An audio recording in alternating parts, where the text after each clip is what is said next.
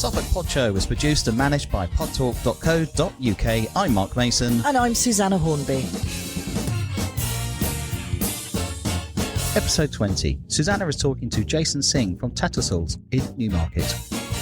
Welcome back to the Suffolk Pod Show and welcome to Jason from Tattersalls. Hi, Susanna. Hello. Nice to be here. Oh, well, it's lovely to have you. Thanks for joining us. Jason, we're excited. I don't know much about Tattersalls, so this is something that I'm just going to be completely mesmerised with because it's always something I'd like to know more about. How long have you been working with them? I have been working at Tattersalls for 20 years now. My first job in racing, expat Australian, came over to England 22 years ago for a change of scene, and a couple of years in, got the job at Tats, and the rest is history, as they say. Yeah.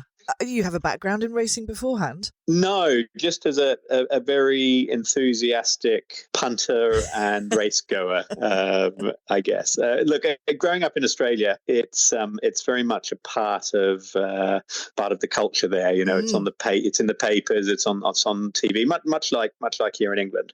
So you're exposed to it, and I guess some of us get the bug and some don't. Yeah, you have something called the trots over there. Is that right? Yeah, definitely grew up with trotting, which is very, very popular in many parts of the world, but England is one of the few places, England and Ireland, you know, so it doesn't really exist, but it's very popular in Europe, and you know, sort of, I think the French love it, the Scandinavians love it, and yeah, it was certainly a part of sort of the racing scene in Australia, but it always was a small part. Yeah, very different here. So Tattersalls, how did it all start with them? Lucky enough, I mean, I guess if you've got any interest in sort of bloodstock and breeding, you know who Tattersalls are. And I was just lucky enough to be buying the Racing Post one day when I was at work down in Bournemouth, actually. And there was an advertisement in there that my skill set ticked a few boxes for. So thankfully, I convinced them to give me a job.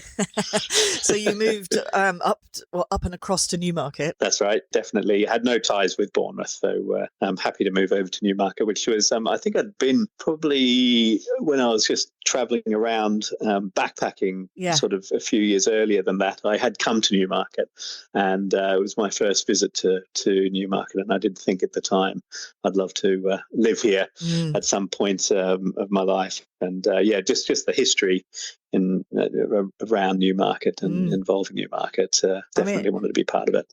No, I mean, it's a magical place. If anyone hasn't gone, you have to go. It is an extraordinary, it's like another world within a world. I actually think that possibly, underappreciated, I don't think people realise that, the horse racing kind of industries that exist all around the world now pretty much all started in Newmarket because Charles II decided to keep his horses here 300 years ago. So racing around the world exists because of Newmarket. Amazing. And Tattersall's itself was born in 1765? So 1 year off, 1766. We celebrated our 250th anniversary 4 years ago. Yeah. Is a fairly remarkable figure, really, especially when you consider where I grew up, Australia. Nobody outside the people who lived there at the time knew it existed at that point when Tattersalls had been formed, which is kind of remarkable, really. Take us through the history of Tattersall's then, right from the beginning to modern day. Okay, it was we were founded in 1766 by a man called Richard Tattersall. Initially, we were based in Hyde Park Corner. I think most people know Hyde Park Corner, that sort of bottom right-hand side of Hyde Park. And, we were there until 1865 when the building was where we were selling was demolished and turned into a wing of St George's Hospital. And if anybody's there nowadays, it's the Lanesborough Hotel. So that's the old site of where Tattersall's originally was. And, originally we sold all sorts of things, really. We sold hunting horses, we sold carriages, packs of hounds, a lot of stuff related to hunting, as well as various types of horses. And then, in 1865, we relocated to Knightsbridge Green, where we were based until, sort of World War II. Newmarket had become increasingly popular as a place where things happened from a racing point of view. And in the early 1900s, we were sort of holding sales here in the high street. Shortly after that, we started to hold sales at what we call Park Paddocks, which is the site that we currently hold sales in. And it wasn't until the sort of, I think it was 1960s, 70s, that we still had an office in London. Our office was still in London, even though we were holding sales here. That we actually, moved the office up here as well. So it's all that our history with Newmarket is relatively speaking quite recent. But yeah, the company dates back a lot further. Yeah, I mean, just about Newmarket, about Tattersall's, it plays a pivotal role globally in the industry. Yeah, well, we are the second largest bloodstock auctioneer in the world, and the largest and the oldest in the world, offering around 10,000 horses, thoroughbred horses, each year through the sale ring here.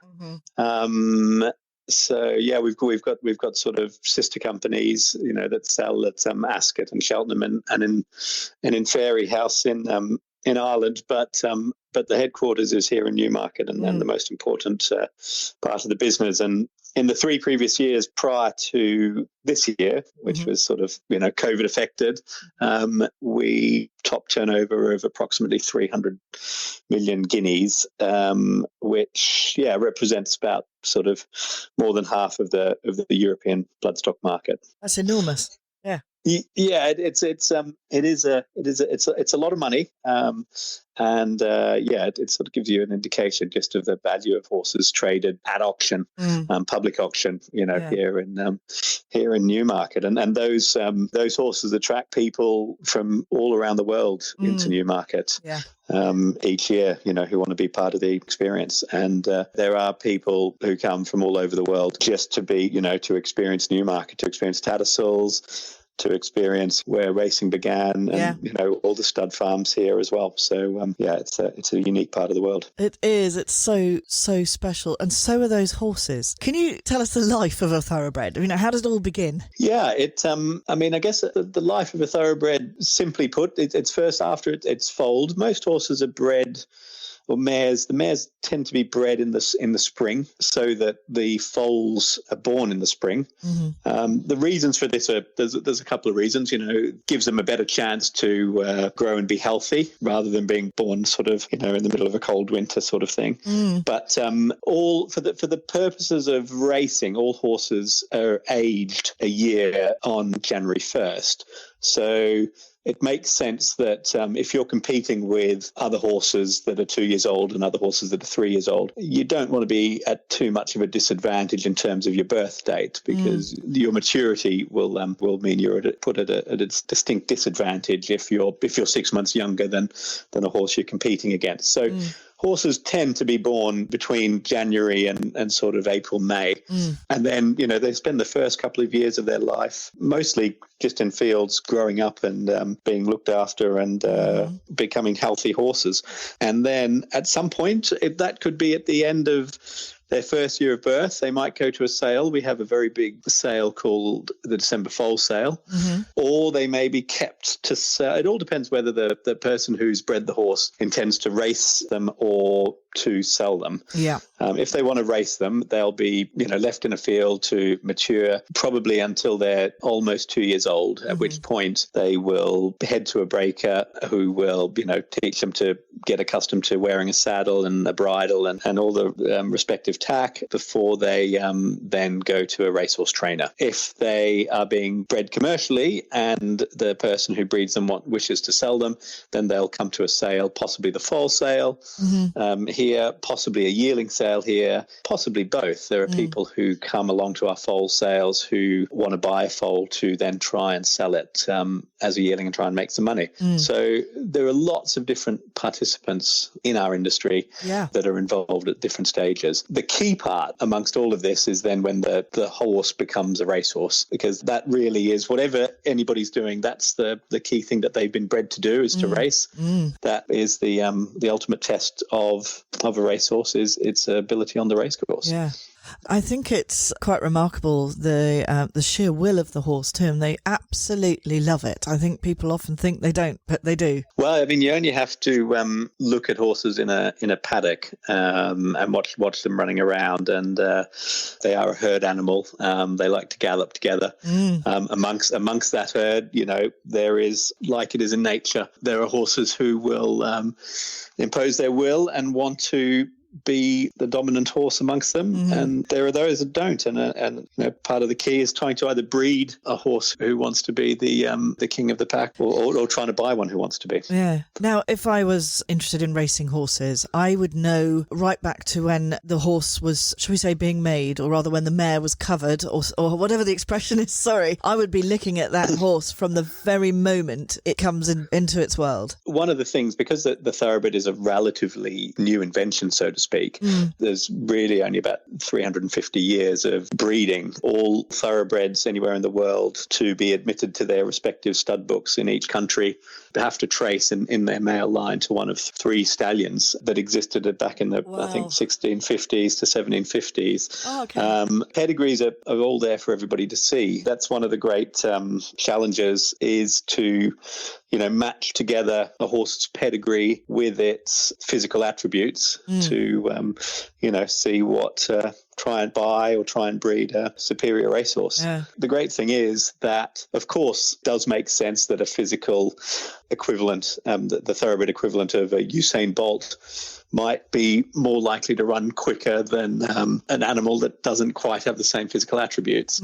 And it makes sense that a racehorse by a champion whose mother was a champion, has more of a chance of being a superior racehorse than one whose parents were both of average ability. Yeah. But the great, I think, appeal of racing is that there's no guarantees, and the history of the thoroughbred is littered with horses, were not bred to be great, but ended up, achieving greatness. You've been at Tattersall's for 20 years, or Tats. Is it called Tats? Well, everybody sort of just refers to it as Tats. But okay. Tattersalls is I should call it Tatterssalls. I'm not cool enough to call it Tats. So you must have seen some magnificent winners go through. It is what we do.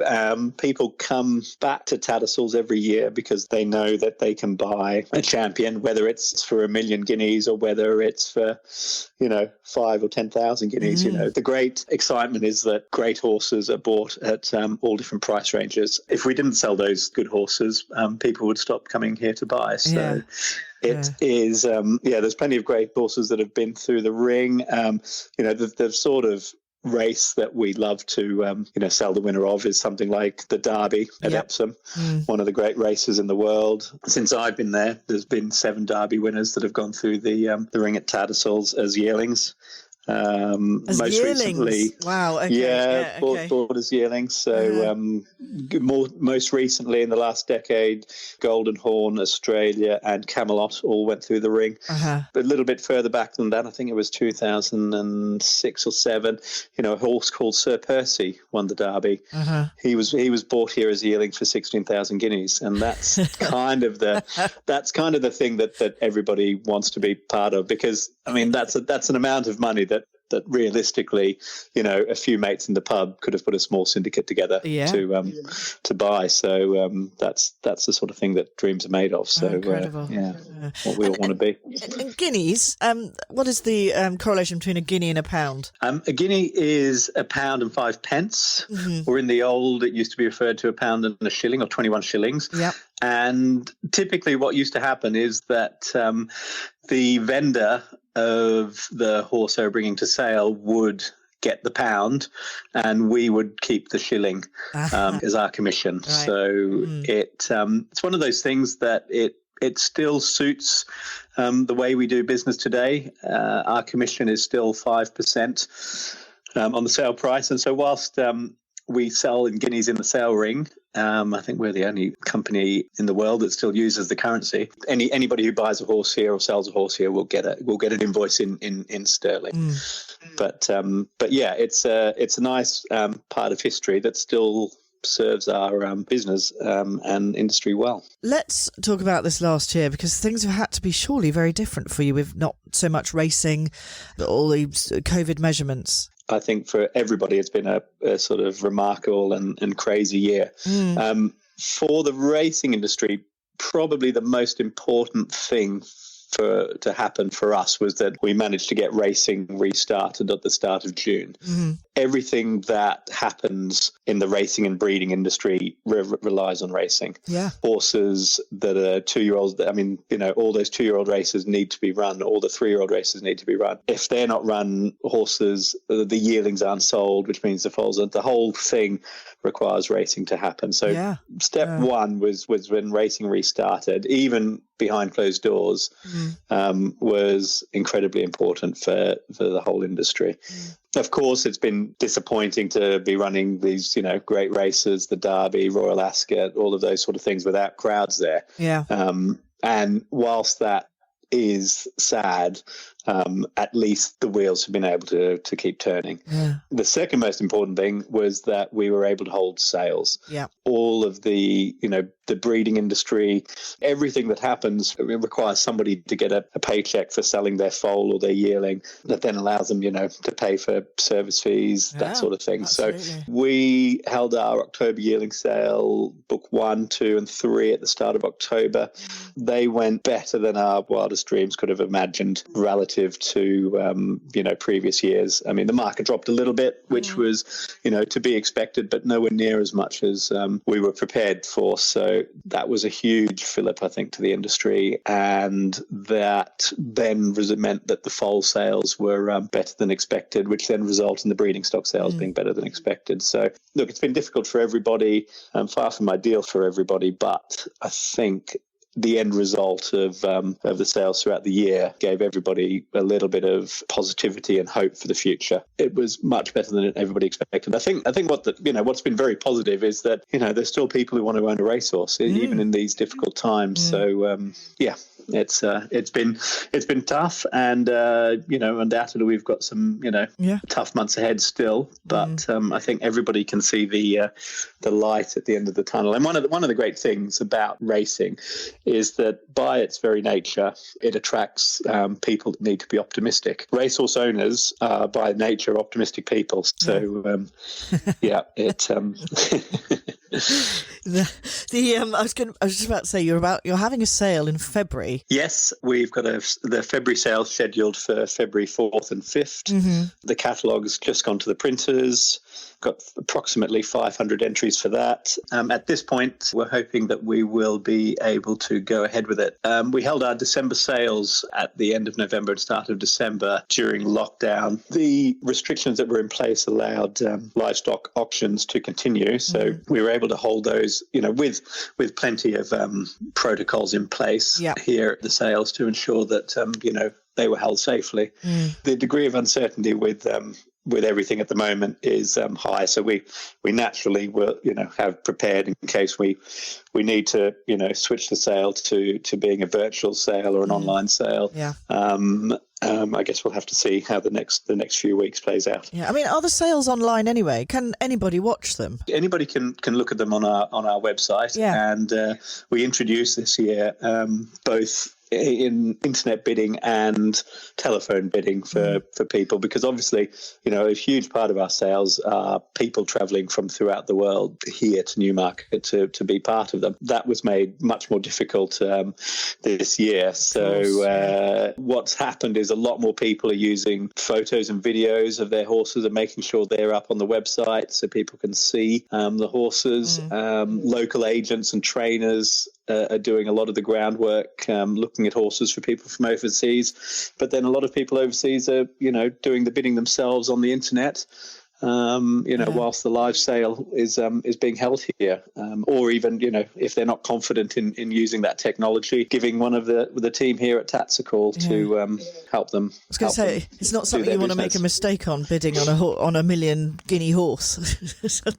No, it's definitely something you don't want to make a mistake on, and a little bit like doing it in the ring, though. It's people. I think people. Thankfully, we've had very few mistakes so far, and sure you haven't had many. No.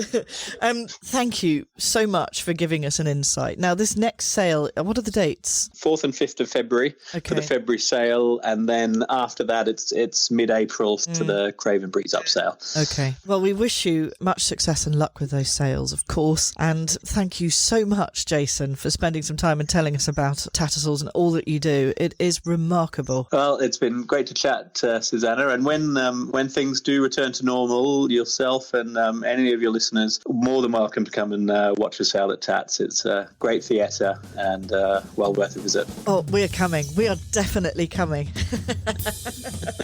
All right. Well, great to speak. And great to speak to you too. Thanks a lot. Bye-bye. Bye. Thanks for listening to the Suffolk Pod Show. Find us on Facebook, Twitter or Instagram, or you can visit our website, podtalk.co.uk. And here's our disclaimer. The Suffolk Pod Show will not be held responsible for any omissions or errors in its podcast. The Suffolk Pod Show is produced purely for entertainment purposes. Views and opinions are that of our own or that of our guests.